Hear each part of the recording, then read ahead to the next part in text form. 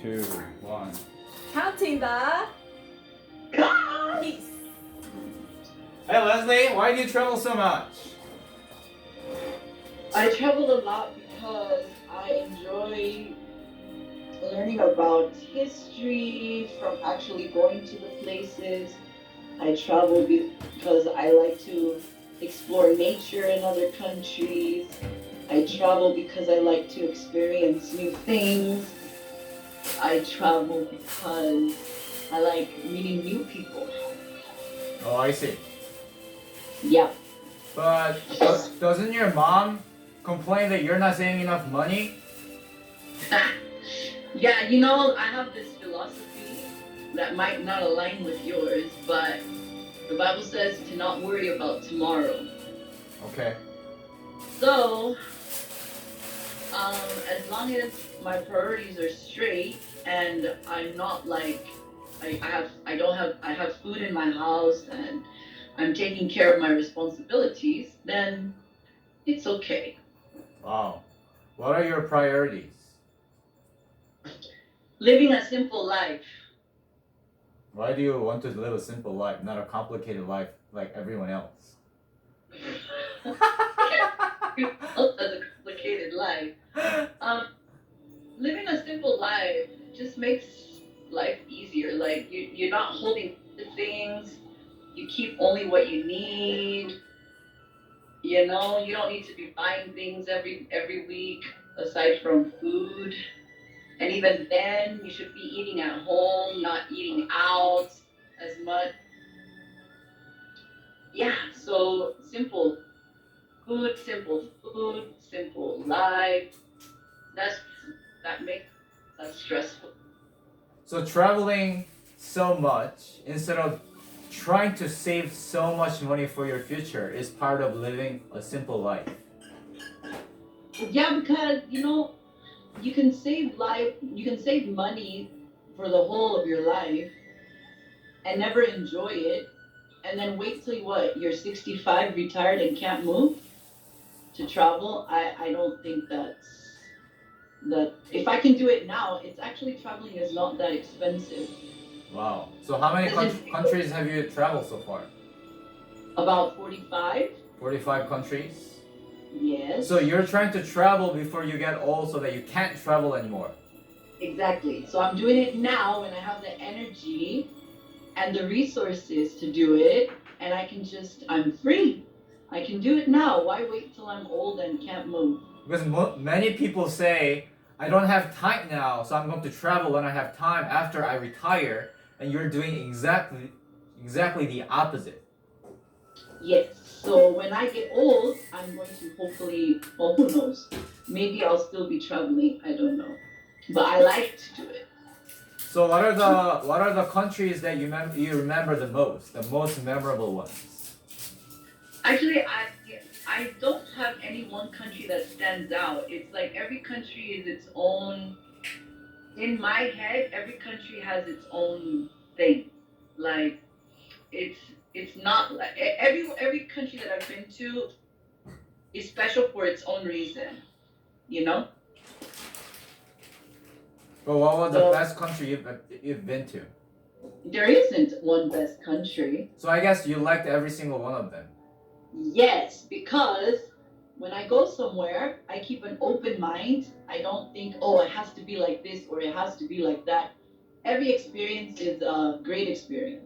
It sounds like you're not following a travel agency. Definitely not. I don't like being controlled by, I just wake up in the morning, I go outside, I walk in the streets. If I find someone to have a conversation with, I talk to them and I just sit on a bench and just soak in what's around me. I guess you live life as if you're traveling all the time because I notice that happens all the time, even in Korea when you're not even traveling. Because random guys talk to you all the time, and Yeah, random people, not just guys, but if I'm just sitting, I go out in the morning, have a conversation with somebody, sit on a bench. I mean, I do the exact same things I do here in Korea. I do them when I travel. wow. So I guess your attitude of traveling, your attitude of enjoying life, living a simple life is your philosophy. So, Yeah. um, you've traveled to so many countries, so you're pretty much traveling 2 times a year during your summer and winter vacation because you're a teacher. Yeah, actually, I have 3 vacations. Usually summertime before Corona, I use it to go visit my family because I want to see my family at least once a year. They're in America, right? Yeah. And then in the winter time, I usually try to go to a hot place, somewhere warm, because Korea is very cold. And then in February, the 2 weeks, 10 days before the new school year starts, I usually take a trip too. Oh, I see. Yeah. So do you? And Yeah, go but ahead. I also like to do mission trips as well.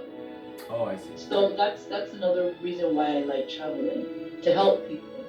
Oh, I see.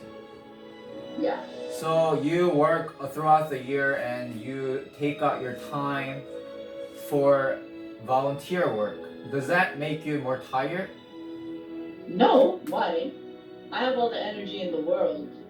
So when you help other people, even during your vacation time, it recharges you for a better, more fulfilling life. Just being away from the cold recharges me. I see. Because when it's cold here in Korea, you can't go out as much, Yeah, and yeah. I like to bike, I like to hike and jog. So when it's cold, it's kind of hard for me to go out and do as much as I do whenever Yeah, it's because also the sun goes down earlier, so that means I'm sleeping earlier. yeah. So I don't move around as much. So when I can go to like Cambodia or Myanmar and just like, you know, volunteer or whatever, even if it's just sweeping or I don't know, anything, it's great because it's warm and I'm not freezing and someone's smiling. I mean, Oh, I see. So that's how you cope with the cold temperature here in Korea during the winter season, right? yeah, I go somewhere. And you said Yeah, traveling doesn't cost a lot of money as most people think. Can you break it exactly. down? Well, you have to try to find the cheap airlines. Usually, uh, yeah, you have to just try to find the cheapest ones. And then when you find a place to stay, it doesn't have to be an expensive place or the best hotel because you're not there in another country to stay in the hotel the whole day. Like you might be there just to sleep and that's it. So you pick a place that's cheap and safe. So That's how I do it. so you Cheap find and the so you find the reasonable airfare and you find the reasonable lodging and then you safe. enjoy the process. Yeah, and I don't like buy food, buy lots of food. I usually eat whatever local food there is. Oh, you don't eat out. Especially I don't eat out. I usually just eat like fruits and vegetables that I can buy in the market. Oh, I see. Wow, I that's don't look for restaurants or anything. I oh that's just eat whatever. I eat whatever I can find that's usually I go for vegan food oh I see. when I'm traveling. Uh-huh. Yeah. Wow, that's a Um, good strategy. Southeast Asia has no problems with food as far as food because there's a lot of Buddhism, so there's a lot of vegan stuff, Okay. and cheap. Southeast Asia is cheap. Uh-huh. Europe is a little bit more difficult because fruits are more expensive there. Oh, I see. But the way I do it is I usually find a hostel that has like a simple breakfast, Uh-huh. provides a simple breakfast, very basic, at least orange or apple and some bread. Europe is good for bread, so it's not a problem. And then I buy like I'll buy like maybe some apples um or something that will hold me for lunch, and I might eat maybe one meal a day. Mm. One meal a day. Wow. Yeah, yeah, one meal a day. So do you That's lose all. weight when you come back? By the time you come back? Somehow I don't. I don't. But Oh, I don't gain weight, that's for sure. oh, that's And strange. I drink a lot of water. So, I mean, I don't know. Eating is not the reason why I travel. So, yeah, food is good, but I also have to stay safe from whatever dangerous foods are out there. So, Oh, I see. I usually stick to fruits. Anything with a thick skin, you Oh, eat that and you peel it yourself. So I don't want to get sick. So I usually just stick to fruits, and I might have yogurt because yogurt is filling, or I look for nuts. I bring my own nuts actually from here. I bring ah, nuts. I carry my nuts, and what else do I carry? I might carry some oats because oats are filling. oh, I see. Oats are filling, and then usually there's soy milk or almond milk in Europe, so I don't have to have a problem. So if I can have a good breakfast, Uh-huh. then that can hold me the whole day until my one meal that I have out. Wow. So, And so you're okay with just eating one meal for breakfast? yeah, one meal, yeah, that's good. I'll eat a heavy, nutritious meal, and that Wow. gives me energy for the whole day. Wow. So Because there. I actually forget about eating when I'm traveling. Because for me to be exploring fills up my appetite. Like it doesn't. I don't know. I can't explain it. So I guess there is something that your whole being craves other than just food. Yes. Like And relational, social, emotional um, joy that you can have when you travel.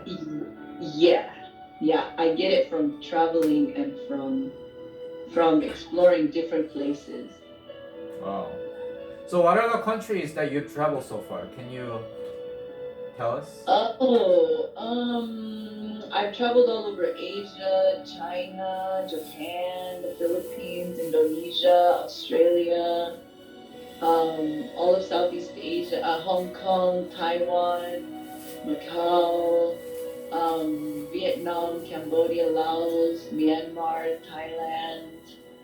Um, where else? Okay, let's move over to Europe. Europe, I've been to there. Most of Western Europe, and parts of Eastern Europe, France. Well, France is Western. Portugal, Spain, France, Germany, Switzerland, Holland, UK, and Eastern Europe. I've been to Italy as well. Croatia, Slovenia, Austria, Serbia, and this year I traveled recently to Africa. I went to Kenya, Tanzania, South Africa, Botswana, Zambia, Zimbabwe. Mm, and then I've been to Mexico, Dominican Republic, Peru, Brazil, Argentina, Paraguay. Yeah, those places. So you talked about Asian countries, African countries, European countries, South Inter what is it called? Latin America. Latin Just call it American Latin. Latin American countries. So Yeah. how do you see the cultural differences that you experience there? Uh, Mainly in Southeast Asia and Latin American countries, there's more eye contact and smiling happening compared to Oh, Korea and Asia and Europe. oh, I Europe see. people are very serious. Yeah, Um, in Korea, you don't make eye contact, and smiling is not good. yeah. But in Latin America, you can smile at people and not be judged. Same goes in Southeast Asia. There's more eye contact and more smiling happening. It feels like people are more happy, like in general. Do you think it has something to do with the climate? No, because it's hot. Korea is hot, but I think Korea is just serious people. Because I feel Like like you don't smile to because strangers. people that live in the warmer climates tend to be more friendly and more relaxed. That's what I've been thinking. Not Oh, necessarily yeah. because I mean, but then what? then how come you're not happy when it's summer, when the sun is shining? Because we have Like, winter. I mean, but enjoy the moment that you have it. Yeah. I think it has to do with materialism. Yeah, that's true. The more you have, the more you want. The more money you have, the more money you think you need. Okay. That kind of. So in your opinion, it's not a matter of climate; it's a matter of materialism. Yeah. So you don't think it has anything to do with the climate at all? The places where it's warmer throughout the year.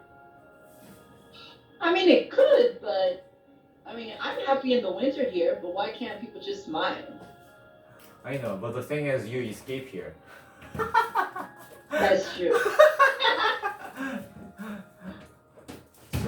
So I guess Europe doesn't have good weather. Like They do have good weather. do have good weather? They have very good weather. Really? Yeah. But one thing I experienced, and my brother explained to me while he was a missionary in Czech Republic. I went to visit him. He told me that communism changed people in that country. Wow. And made them into super serious people, and it just had to be serious. So it kind of like stayed in the country, and everyone was just serious all the time. Oh, I see. Wow. So he told me it had to do with the government being communist. So ideologies, the way the power works in the country affect the way people treat each other, I guess? I guess so. Wow. Do you have any fascinating story that you encountered? Geez, I can't. No, I'm Adventist, right? Yeah. This is just something that it's general. It everywhere I go, I always seek to worship on Sabbath. It doesn't matter what country I'm in. Yeah. And I remember once where were we? Where was I? Malaysia, and we were on this little island off the west coast of Malaysia, Penang. And it was Friday, and I told my cousin, hey, let's find a church. But we couldn't find one. We couldn't find on the website. We couldn't find anything. But we found a hospital. And I told my cousin, look, if there's a hospital around here, there has to be a church. And we're like, okay, let's just go to the hospital tomorrow and see what happens.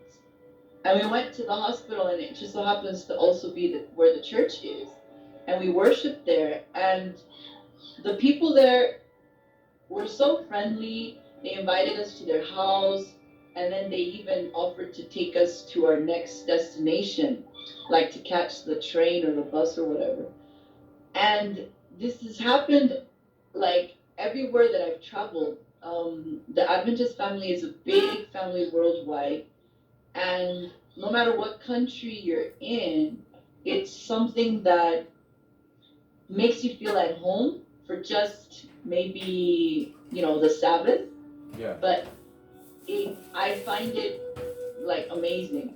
First, Wow. That's one thing that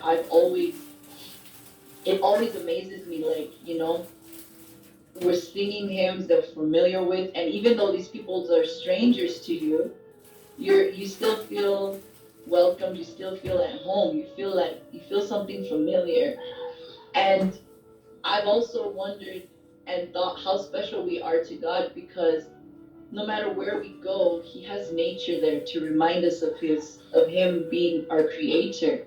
So whether I'm in Italy with the beautiful, clear waters and rolling hills and olive fields and orange fields, and I don't know, the mountains in Switzerland. And I remember being in Austria and looking out to the Alps and just crying of emotion of how the beauty that I was looking at.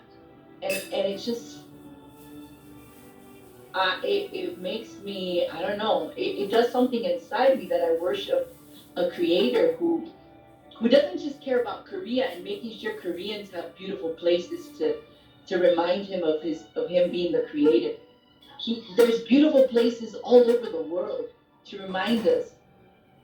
He reaches out to us through nature, and to me that's something very touching. Like, people say, "Oh, it's so beautiful here." Well, actually, it's beautiful. You can find beautiful places all over the world, Yeah. you know, and you know, there's not one that is more beautiful than another. They're beautiful places to be admired, to admire their creator. And I really thank God for the opportunity to be able to travel, to do mission trips, not just for my own pleasure, but also for helping people. That He even takes time to remind me of His great love, His care, because I know I've been in a lot of trips where a lot of emergency situations and could have been dangerous situations, but He took care of me. So I'm very thankful for this opportunity to travel and appreciate Him as a creator more Wow. It than sounds if I would just stick to America for the rest of my life. it sounds like you're always hunting for treasures, whether they're the beauties of nature, beauties of God that you worship as a Christian, beauties of people, beauties of culture, or the simple things that you enjoy, such as food. Yeah. So you're always discovering something new every day. So do you feel like those people that never travel and that are stuck in one place are more like narrow-minded? I don't want to judge them, but I just feel like getting to know more people from different places and experiencing different things just makes you more open and more understanding of people. And it gives you more patience for people. So, not to say that people that don't travel are narrow minded. It's, I think to me, it's just, you know, think about it in a positive way. The more you travel, the more you can understand people. And that's not to say that someone who doesn't travel can't understand people, but it just gives you more opportunities to understand more kinds of people. Okay, then let's rephrase the question. What do you think you would have become if you hadn't traveled to those 44 countries? Let's say you were just stuck in one uh, Texas, one of the states in America. What do you think you would have become without those experiences of traveling to those many countries? I wouldn't be the person that I am today. I'd be completely different. Like how? A love for traveling. I mean, it's hard to say, but I mean, I'm always ready for adventure. Sure. I'm very flexible. Okay. I can do whatever and I'm fine. Yeah. Uh, it's just, I don't know. To me, I'd be a completely different person. So Or like. who knows? Maybe I would be just as happy knowing just Amarillo, where I come from. Okay. But you know, there's different joys. You know, I have friends who they got married and they're like, "Oh, we wish we could travel like you."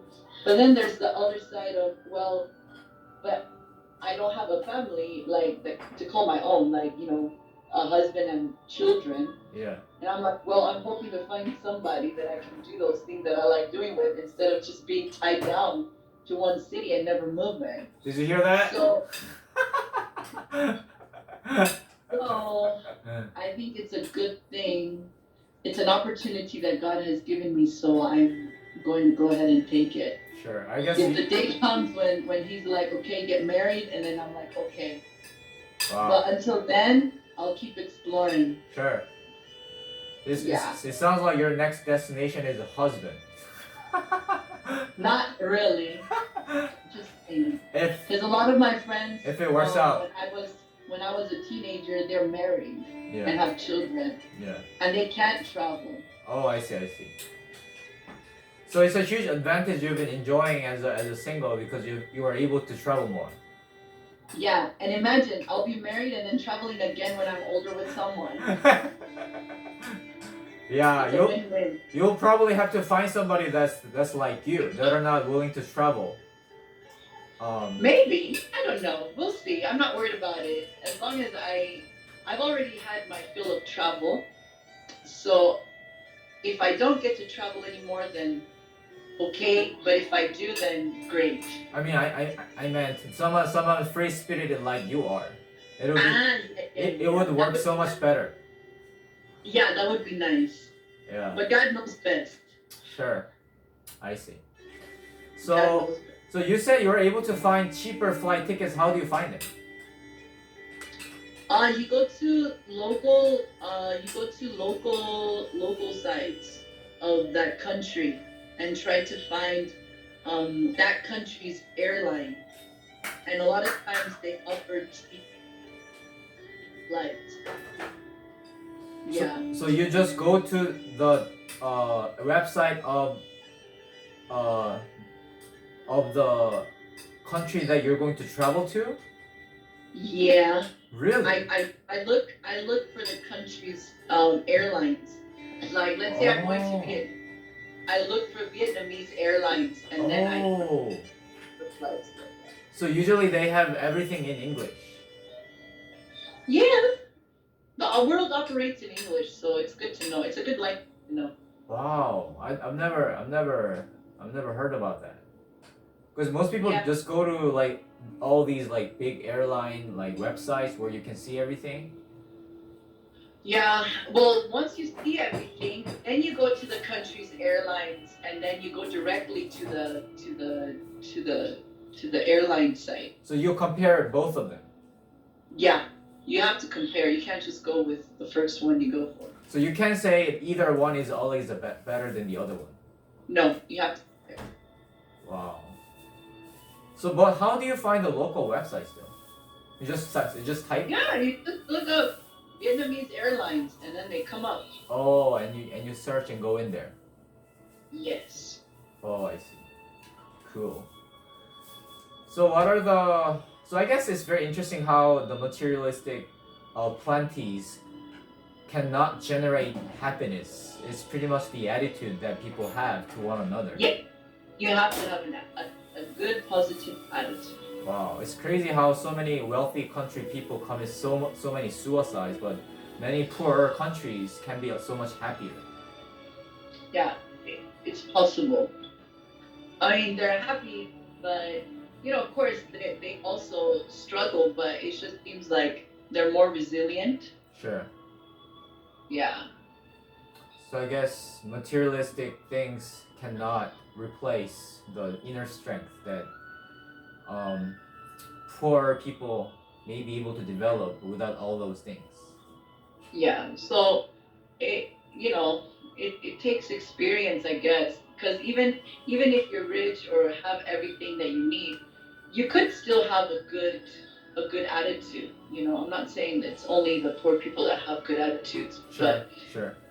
there's some people who are wealthy have started from the bottom and have Yeah. worked hard and gotten to the top. So I think Yeah. those people know exactly what it takes, and they've learned to be resilient, Yeah. and hopefully they can keep their happiness throughout their life and not be greedy. Because I think greed can affect anyone at any socioeconomic level.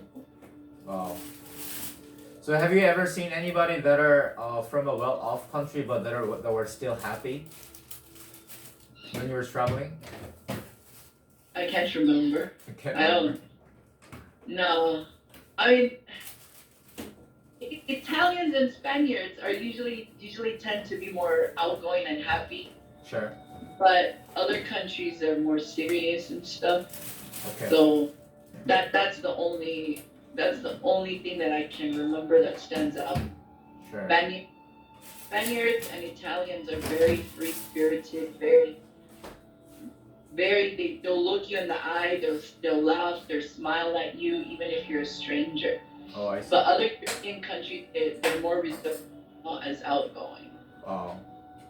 That's a big eye-opening statement about what we can do with smiles and laughing and hospitality and open-mindedness. Yeah, smiles go a long way. Yeah. Koreans smile more often. When I came back from America, I was smiling more because I noticed that people there were communicating with smiles. But when I came back, everything came back to normal. I don't smile as much. Yeah. I don't smile as much either. I don't smile. So what surrounds us can actually shape us who we are. That's right. Oh, I see. So what are the next countries you'd like to visit? Uh,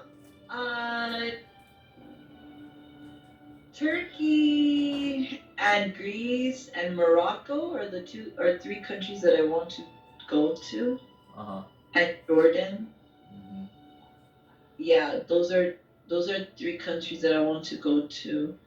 Um, yeah, that's what I got so far. So do you If I have an opportunity to do another trip, sure. So, um, I'd want to go see those countries. so do you usually go there when you know somebody local there, or do you just go there just because you want to go there, or is it half and half? Ooh, it just depends. Like when I went to Africa, I went to places where I had friends. Okay. So it was very cheap actually Yeah. to travel in Africa. It was very cheap. Thanks to the friends that I made here in Korea that are from other countries. So they took you And around then and then they had you stay in their places and fed yeah, you and yeah. And then like in Europe, I don't know people in Europe, so it's not the same thing. how was that? Well, I don't mind meeting new people, so I stay in hostels, stay cheap, and because I only go there to sleep, so it's fine. It's not a problem. And then, um, yeah, that's how that is. And Southeast Asia is the same. Southeast Asia is cheap enough where you don't have to worry about.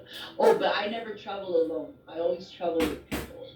So even when you go to go to new countries, you travel with somebody. Yes, I find a travel partner. I never go by myself. Yeah, I think it'll be so much more fun too. It's usually Yeah, more fun that's right. from my experience too. Yeah, Mm, travel. I see. that's right. Okay. Very true. So what would you say to somebody that never travels?